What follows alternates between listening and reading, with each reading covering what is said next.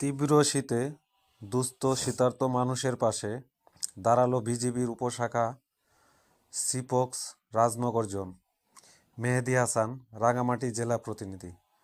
রাঙামাটি জেলার লংদু উপজেলার দুর্গম পাহাড়ি এলাকায় তীব্র শীতে বিপর্যস্ত দুস্থ ও শীতার্ত মানুষের পাশে মানবিক সহায়তা নিয়ে দাঁড়িয়েছে রাজনগর ব্যাটালিয়ন ৩৭ বিজিবি এর উপশাখা সীমান্ত পরিবার কল্যাণ সমিতি সিপক্স রাজনগর জোন।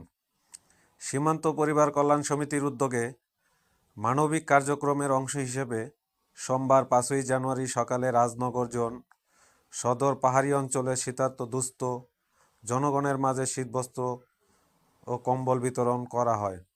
এ সময় শতাধিক অসহায় পাহাড়ি বাঙালি নারী, পুরুষ ও শিশুদের হাতে শীতবস্ত্র তুলে দেওয়া হয়।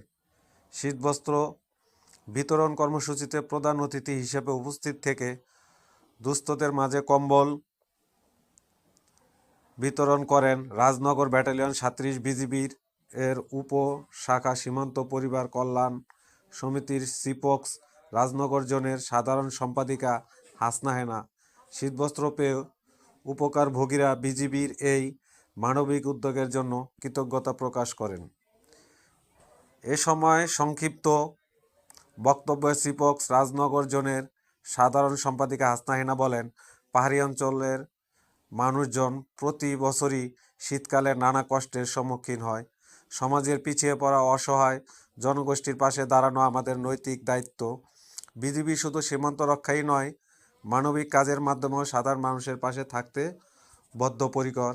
তিনি আরও বলেন, পার্বত্য অঞ্চলের পিছিয়ে পড়া জনগোষ্ঠীর জীবনমান উন্নয়ন, মনোনয়ন এবং সুশিক্ষা নিশ্চিত করতে শিক্ষা ব্যবস্থা উন্নয়ন অত্যন্ত জরুরি।